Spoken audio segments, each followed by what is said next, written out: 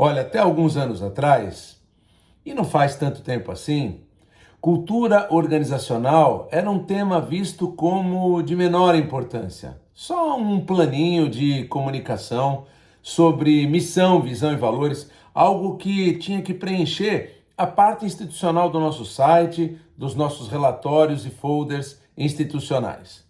Bem, o que a história mostra nesses últimos anos é que existe um pelotão de empresas que são ícones em seus setores, inclusive de resultado, de crescimento, de alta performance, e existe o resto das empresas.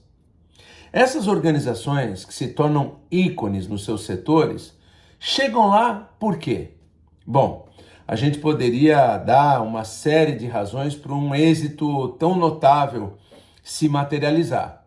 Mas sem dúvida, você vai concordar comigo que o começo dessa explicação parte de, primeiro, uma estratégia muito clara. Uma estratégia expressa em uma missão, no sentido de dizer o que é mais importante fazer agora, objetivamente falando, em torno da estratégia, ou seja, a missão estratégica, e uma visão de futuro do para onde levaremos a organização se ela cumprir com a sua estratégia.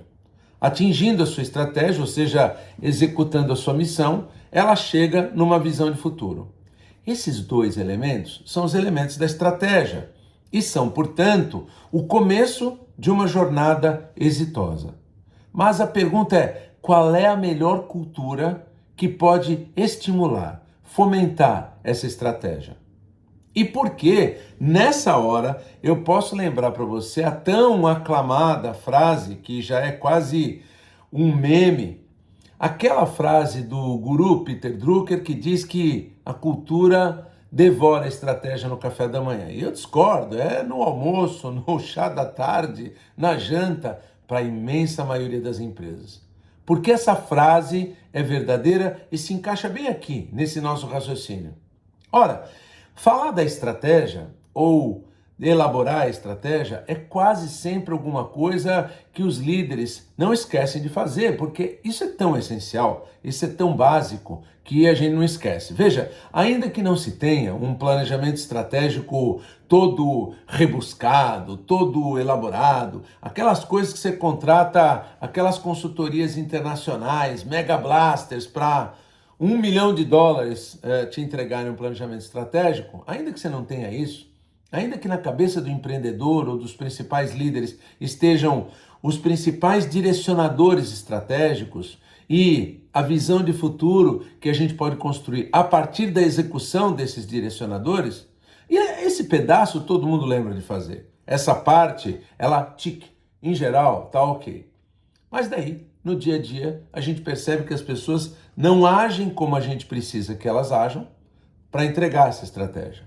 O que eu quero dizer é que, se você olha a paisagem comportamental das pessoas, ela não é amigável com aquilo que pode fomentar a estratégia. Para executar a estratégia, a gente precisa que as pessoas tenham certas atitudes e certos comportamentos. E atitudes e comportamentos direcionados a partir de valores muito claramente definidos, que sinalizam o como vamos fazer as coisas por aqui, durante esta jornada estratégica, e a sensação de que isso vale a pena. Aquilo que é fundamental para o engajamento. Aquilo que não só faz as pessoas entenderem qual é o futuro desejado, mas acreditarem nele, desejarem esse futuro. O nome disso é engajamento. E uma coisa fundamental para construir engajamento é que, além de você ter uma missão e uma visão estratégicas e um conjunto de valores direcionando o como vamos nos comportar ao longo dessa jornada estratégica, é ter a sensação de que ela pressupõe um algo a mais. E esse algo a mais a gente chama de propósito. Uma razão de ser valiosa, a sensação clara de que o que faremos nessa jornada tem sentido, tem significado, é relevante, é útil, é gratificante, é importante. É importante para as pessoas envolvidas dentro e fora da organização, é importante para nos capturar não só mentes e mãos, mas coração e espírito também. Bem, com isso você acabou de construir o binômio que pode disparar ou pode construir um êxito e um sucesso dentro da organização. E esse binômio é a estratégia e a cultura como um paralelo ao outro, um elemento paralelo ao outro e um feito à semelhança do outro. Ou seja, a gente pode dizer que a estratégia é essa e que este tipo cultural aqui é o que, com melhores chances, vai nos ajudar a cumprir com a estratégia. E quanto mais a gente executa a estratégia, exatamente do nosso jeito de ser e fazer, mais a gente reforça uma cultura, o que é altamente engajador. E aí, é sobre isso que eu quero falar um pouco mais. A jornada das pessoas, o employee experience, tudo isso se torna mais ou menos engajador dependendo de alguns elementos. A primeira coisa básica, como nós falamos, é clareza de direcionamento.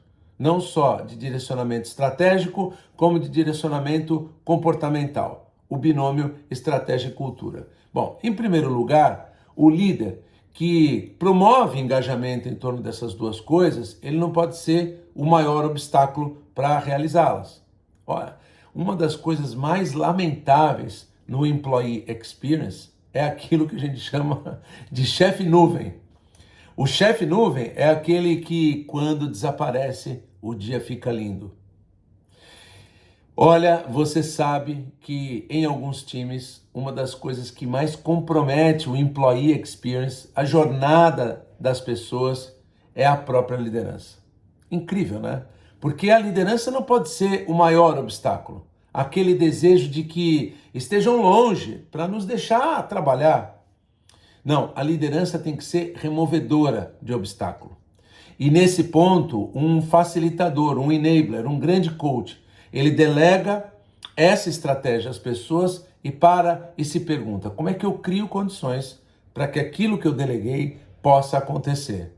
Como é que eu viabilizo condições e recursos para que as pessoas entreguem aquilo que eu acabei de dizer que espero que elas entreguem?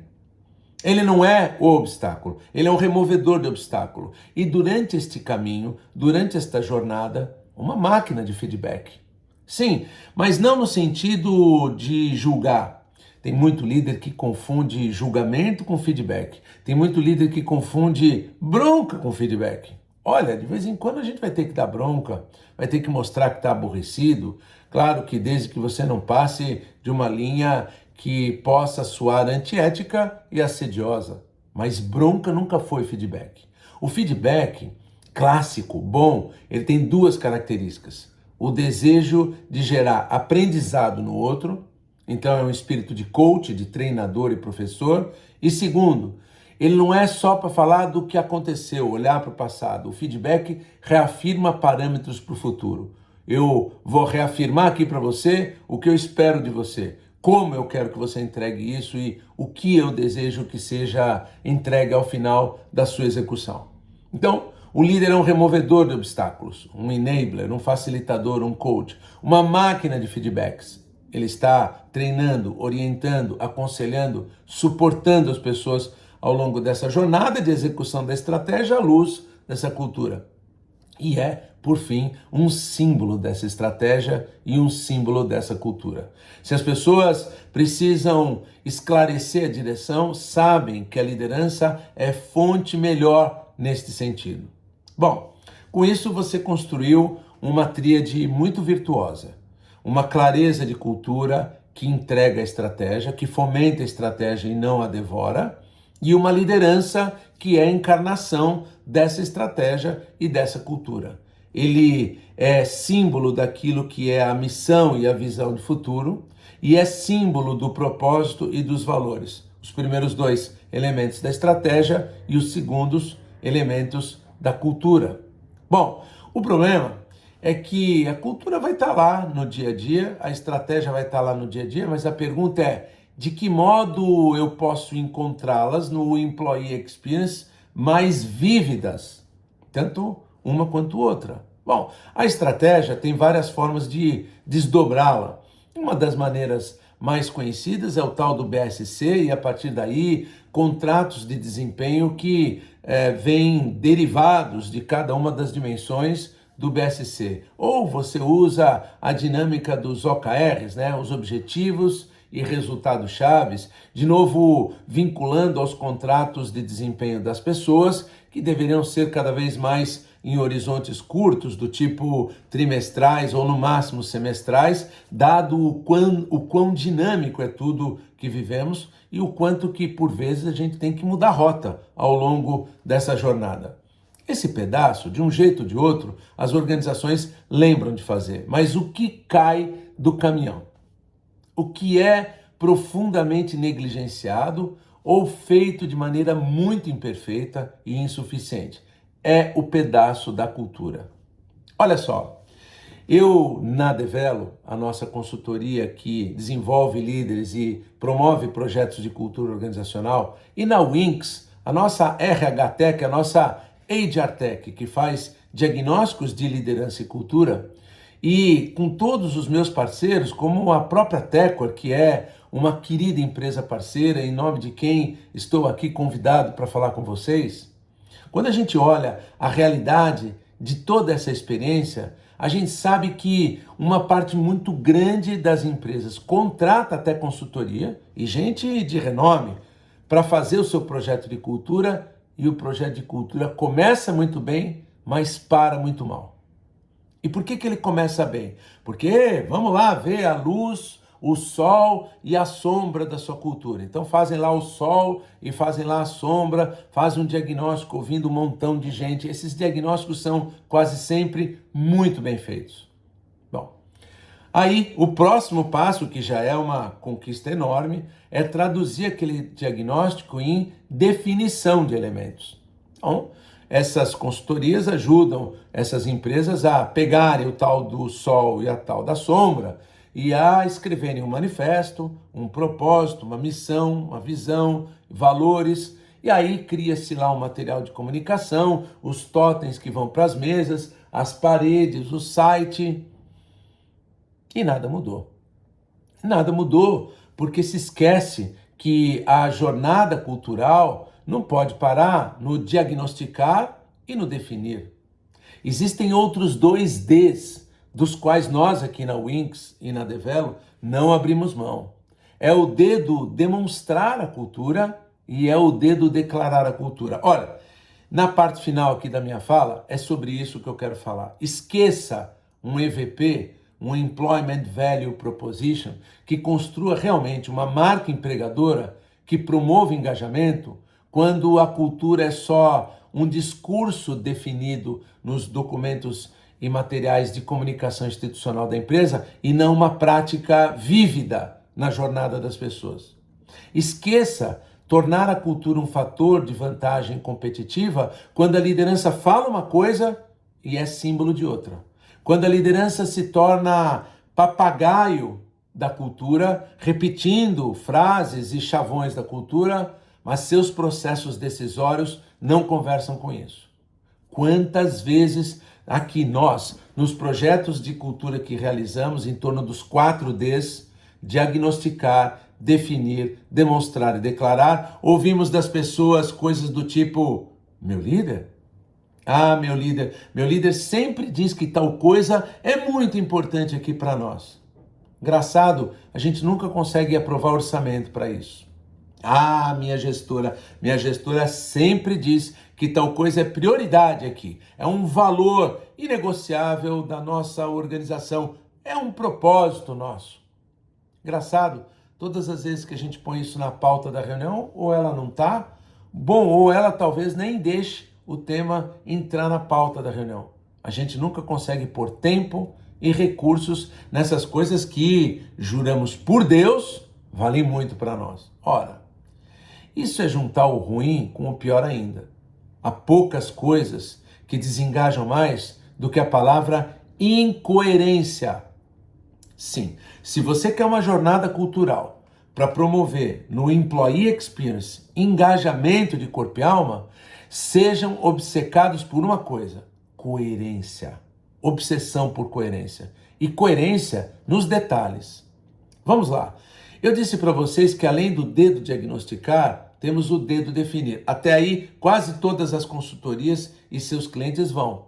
Onde a coisa para? No dedo demonstrar. E demonstrar não é só comunicar a cultura nos folders institucionais e no site. É você mapear a jornada do colaborador, de ponta a ponta.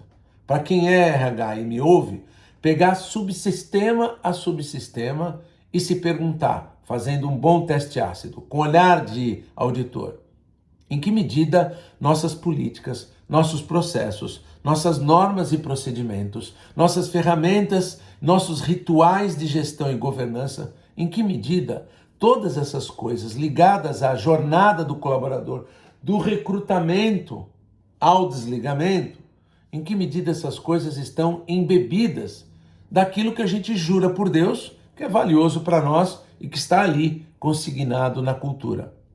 Sabe, vai ser um efeito ainda pior você diagnosticar e definir a cultura de um jeito super inspirador, uma cultura linda, aspiracional, quando a jornada das pessoas não conversa com ela, quando elas passam pelo recrutamento, pela seleção, pela admissão, pela integração, todos os elementos ligados à remuneração, recompensa, reconhecimento, educação, desenvolvimento, carreira, sucessão, avaliação de desempenho, os ciclos de feedback e PDI, meu Jesus, a maneira como demitimos as pessoas. Olha, se essas coisas não forem redesenhadas à luz da cultura que melhor fomenta a estratégia, esqueça, você gastou tempo e dinheiro. Nem deveria ter se preocupado com o projeto de cultura.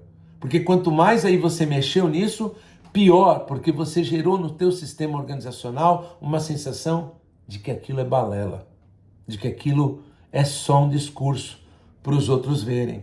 É quase um conjunto de slogans vazios, ou quando muito, uma intenção muito boa, mas uma realidade não praticada.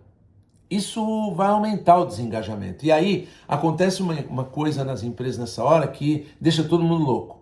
A gente contratou a melhor consultoria para fazer cultura, a pessoa de maior renome, uma grande professora acadêmica ou um grande professor e ilustre conhecedor do tema, contratamos o melhor marqueteiro para o tema, fizemos um investimento enorme de tempo e dinheiro nisso e nada aconteceu. Pelo contrário, o turnover aumentou aqui e acolá. Por quê?